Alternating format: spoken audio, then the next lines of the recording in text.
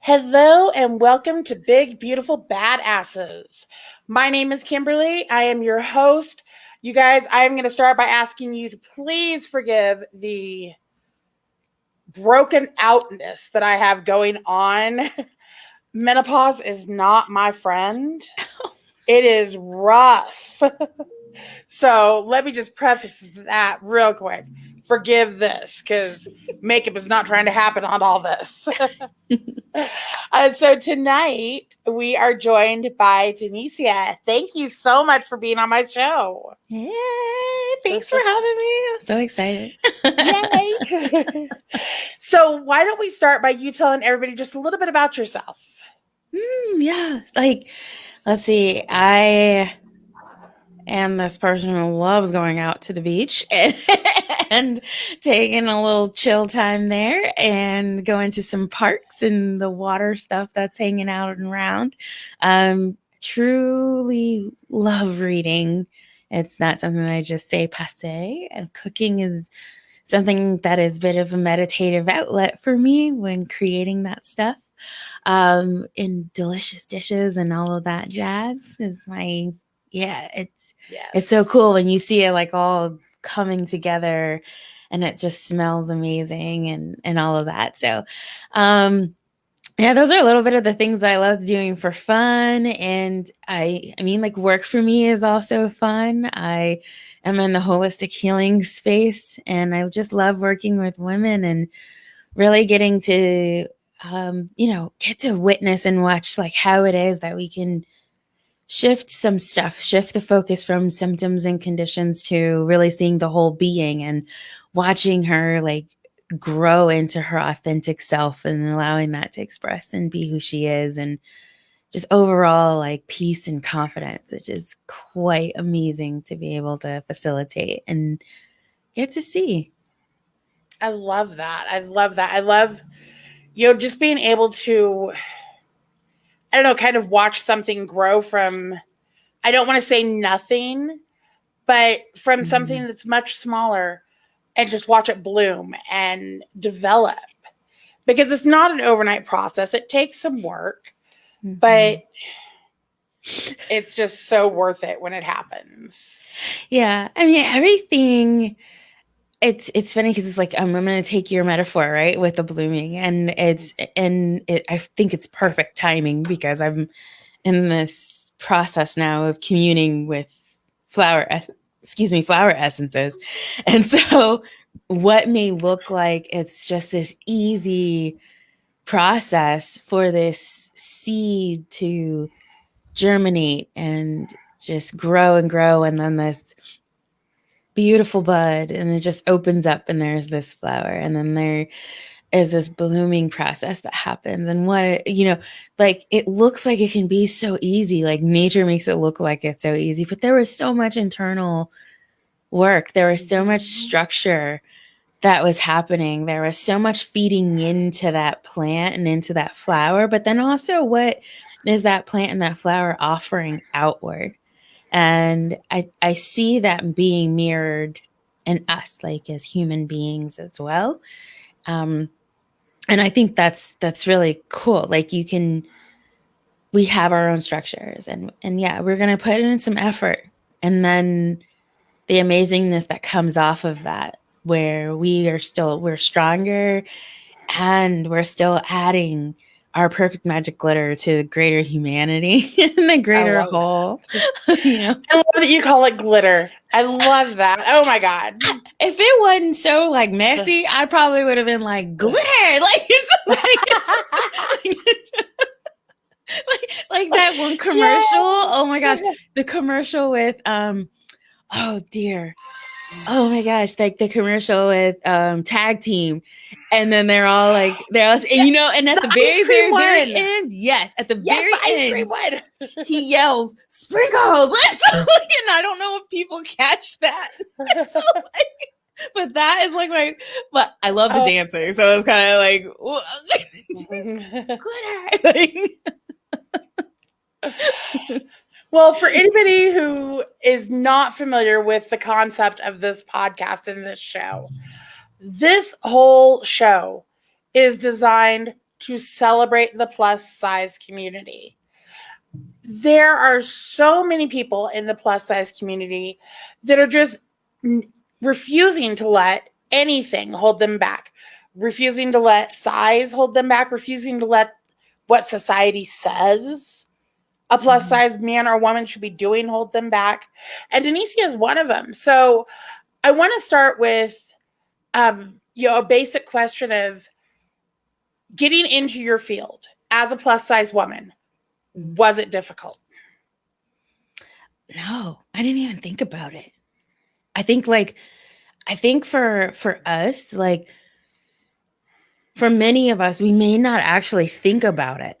And if you're like, I was so focused on, I'm like, oh, I'm starting this and I'm starting this in in this Eastern medicine school. Like I can go and I can bring this to my community. Like I can go and learn this. Like I was so focused on that. I didn't even think about my own package, if you will. But I will say that during studies, there were definitely moments where my body came into my consciousness, and the sense that I'm thinking now, like, I think I was the bigger size person in my class. And in the way that it's set up is it's cohort. So you do go in with like the set class and then you all together go forward, right? And when it became apparent to me was actually when we needed to start palpation. We needed to start looking for where points were, or we needed to learn our structures and stuff. And so that's when it became really clear, like, oh, okay, am I really comfortable with my body? Because now I have someone, like, now I'm in this, granted we were together for so long, but at the same time, it's like, oh, now I'm on this table and they're practicing on me to try to reach certain points, or they're having to press deeply. Like they'd have to press more deeply for me than we would have for one of my other classmates, in order to do an assessment. And so where I may have had those moments of like, oh, this is weird. This is awkward. I haven't had anybody touch me like this, like, and people that I didn't, really, really know in that sense. Right. Like, and then at the same time though, I thought, what a great opportunity I can provide them for their future patients.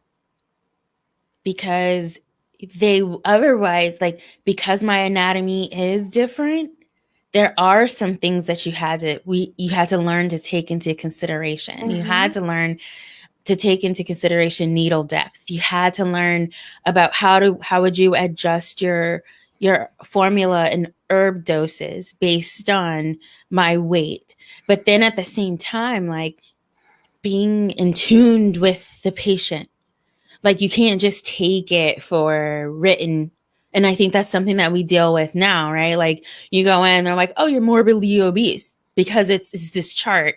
But then you're not tuning into the patient. So like, you may be overdosing in whatever it might be just because you're saying their size and according to some chart. But like in our medicine and in that field in Eastern medicine, you are more in tune with the patient. So like I personally don't need much in herbs, because I actually learned that I'm very sensitive to them. Like, I can pick up on their energetics very well. Even with needles, I don't need many needles, and you don't need to go as deeply for me to feel it. Now, I have treated some, and they have treated some too, that like you might have to go deeply.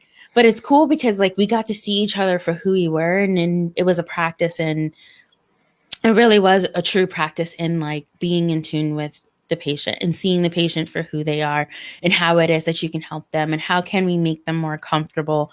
Like the tables that we had when we were in school, they weren't the most comfortable tables. So guess what I did? Like when I got out, I got thicker padded tables. I tried to get it where it was wider. Like it was those kinds of things that I feel like I became a little bit more conscious of, and hopefully they did too. But those are those little things that are kind of like out and about in society that people may not think about, but affect us, you know? Well, and I actually love that you kind of went there with this, because that is something that you and I read about it all the time, and I've personally experienced it, of that fat phobia or fat shaming, Mm-hmm. from a medical practitioner. And I'm Mm-hmm. very blessed right now that, my current medical doctor, my chiropractor, I don't experience that with them, but I've experienced it in the past. And so do you think that by you being bigger than some of your colleagues when you were training helped to kind of condition that out of them? I would hope so. And the thing is that like as you and I are talking, I don't know that I don't know if there were ever really verbal communications or processing, right? Like I think it was more of just showing by example. Um now that we're talking about it though, I'm very curious though if there has been a change of including some discussions about this verbally, just overall, like across the board. Like that's how you can have those conversations and change the way that some may think or include some things that weren't discussed that might be some implicit biases um, throughout the training. And I think that's how it is that you can change it, at least for the new providers and practitioners as they're going through their training, because that's where you're picking up a lot of your stuff until you get out there, right? um Mm-hmm. and so like I would think that it did make a change, or at least they may not have known it. Like I said, I didn't even realize it until just now having this conversation, and I'm going back and I'm thinking, because it took me to be comfortable with that. And it did take me a while to be like volunteer, be, okay, go ahead and use my body or something like that, and you sitting out there like thighs all out and like they're measuring things, and especially like for me, a sensitive area was abdomen. And so then it's like, okay, they got to go there. But I'm also bigger chested. And so with these acupuncture points that were there, I'm like literally volunteering. And it was an exercise even for myself to become comfortable and accept my body size while at the same time for them. And sometimes it wasn't even like, it wasn't even just body um, diversity and acceptance, but also because we had someone else in my class, he's Muslim, and it was even just working with him to become comfortable around being around women and to be able to learn to practice in that way. And so like there are so many different nuances that I think that none of us really thought about when we went in training. Um, but like I really do hope that it did make a difference for them. But I would like to see there be more open conversations about it. Like if when it's time for practice management classes, that's a part of your practice. Mm-hmm. Like is seating, it is, like tables, it is cuffs. Like we did briefly talk about it as far as how diverse do you want your blood pressure cuffs to be, based on who your patient base might be. Like that was another time that did come up as well. But like to really like really bring that attention and awareness to it, I think there's a little bit more that we could do in the training process. Now, one thing, we're going to kind of divert based on one of the comments you made. And that's what I do. You commented on, that whole, being comfortable in your own skin, being comfortable in your own body.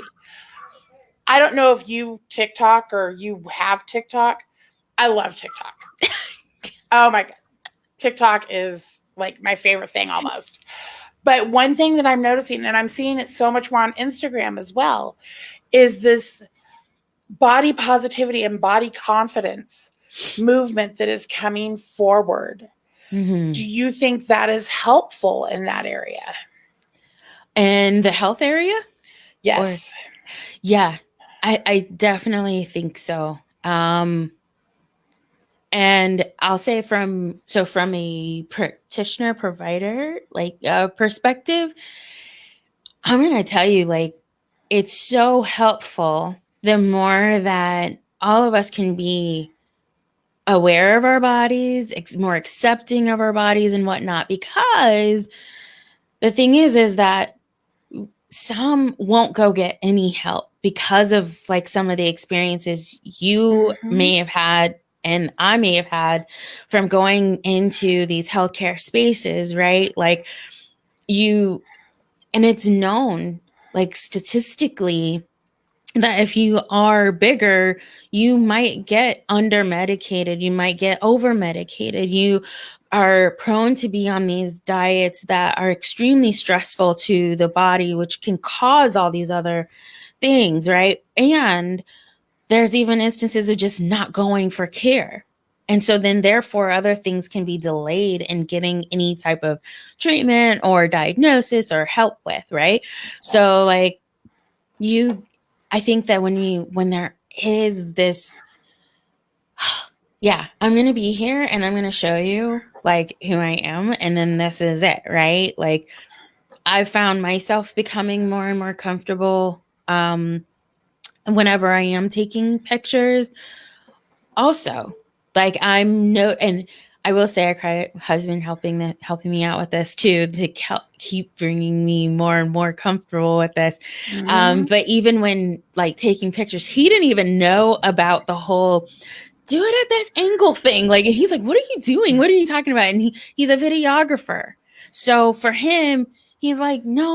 Like he's thinking technique. He's thinking that really getting frames together and everything. And he's like, you talking about tilting? And I'm just like, just do it. Like this is the very beginning.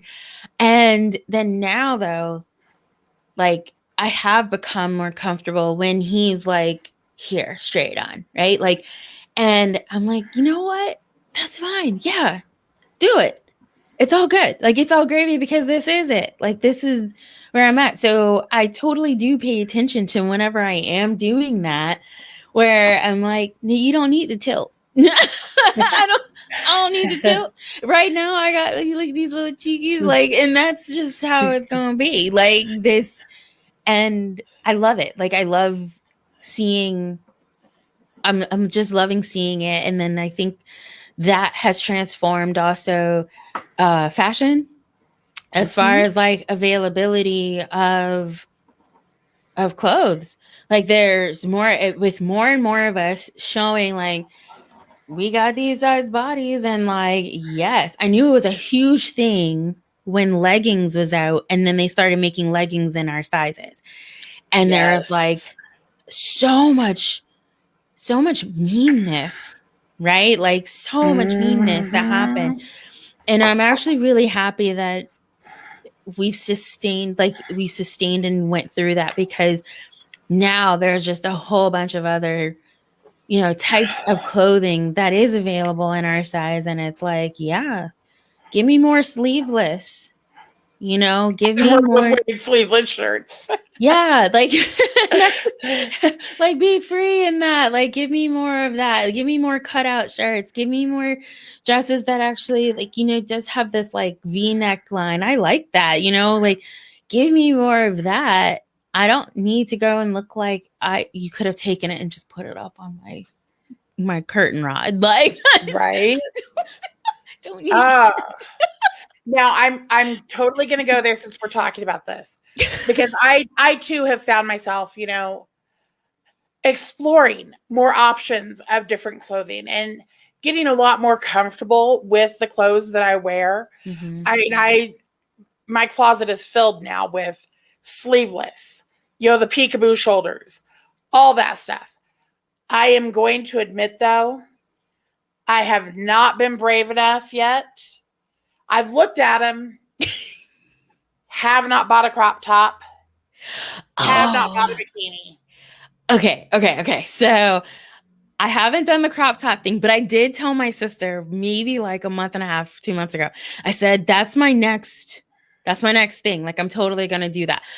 The bikini thing, you want me to tell you how I introduced myself into this? And actually, it was more out of functionality. Was that like I said, I like going to the beach, right? And I liked going out there.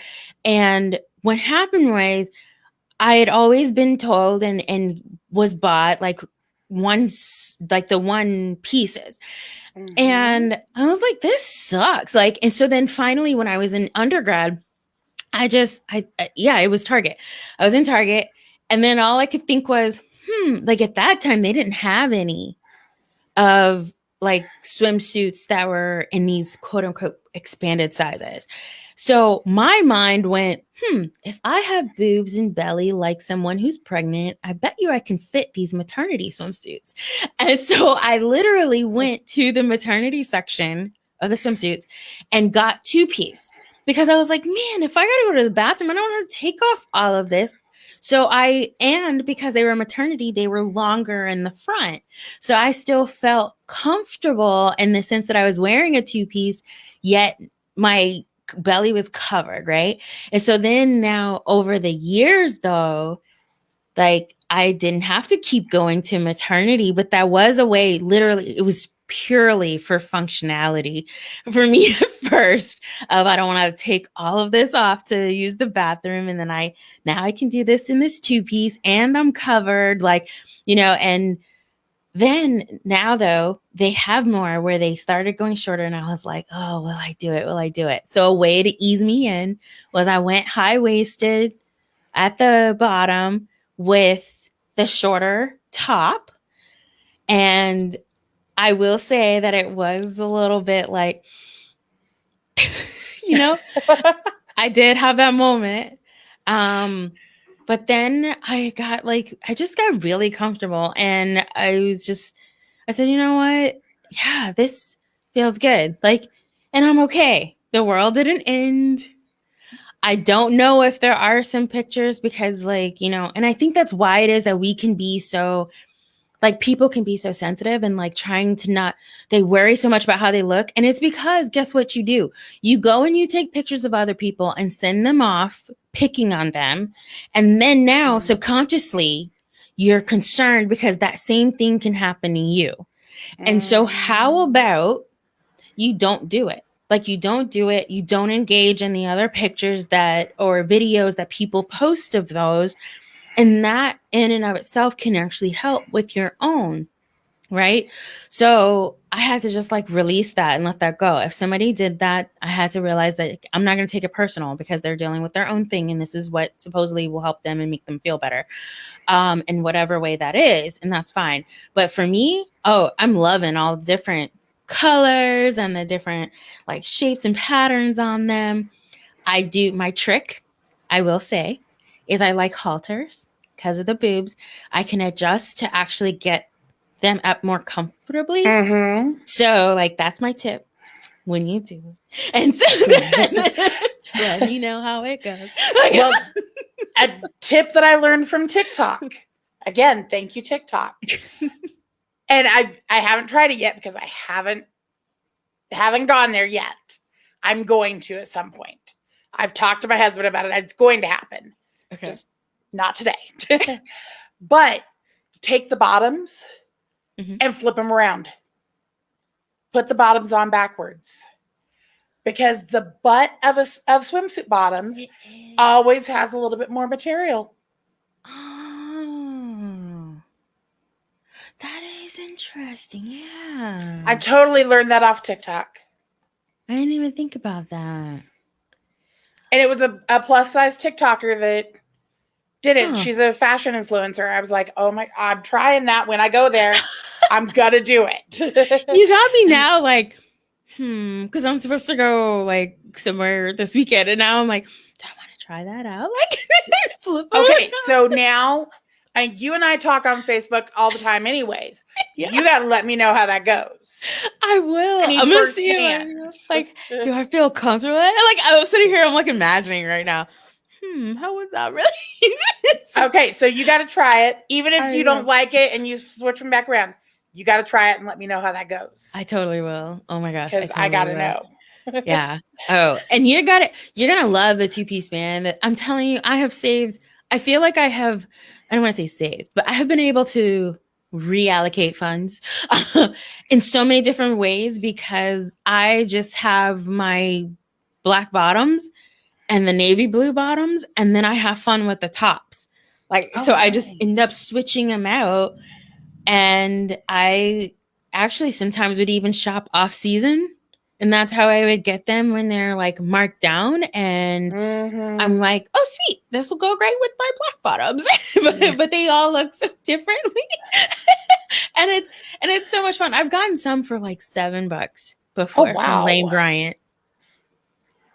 Okay, I got to start shopping. I got to start shopping. My husband isn't home. He's at work. He's not watching this right now. I can say this. I got to start shopping. And if I see some deals, I'm going to let you know too. I'm going to let you know. Oh, yes. Yes. Well, I have one final question for you. Yeah. Because I know, as plus size adults, we are not always comfortable when we are younger. We have to adjust to the world.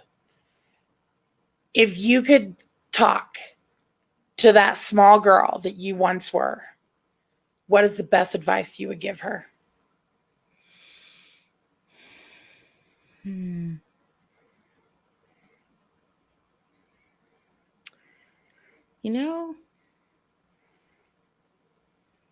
think it would be, like, it almost be like give them something else to focus on. Like, if you're smart, you're smart. They're not going to really see that, like if you can hold a conversation, a pleasant conversation, if somebody feels good being around you, focus on that. Like, despite like anything that you might feel uncomfortable or being picked on, and right, like, just do you, and whatever magic glitter you got, just sprinkle it everywhere. I am totally going to be making a little thing for the page that talks about sprinkling your glitter. I'm going to do it. Do it. Just do it. Well, De'Nicea, thank you so much for coming on the show tonight. It has been a pleasure to have you on here. You truly are a badass among women. You have not let anything stop you, and I love that about you, sweetheart. Oh, thank you. I love that about you too. You guys, thank you so much for joining me for this episode. I will have future episodes, but if you are enjoying this podcast or any of my other podcasts and you want to see me continue to make podcasts, all I need is for you to buy me a coffee. Keep me caffeinated, keep this energy going. Caffeine is like my wonder drug. It is how I survive. By being a sponsor, by buying me a coffee, you will get sponsor-only content. You will have access to guests early before I announce them on Facebook. And there may be some giveaways coming your way as a sponsor. So, buymeacoffee.com/This Fat Girl Life. Y'all, I hope you have a great night. I'll see you next time.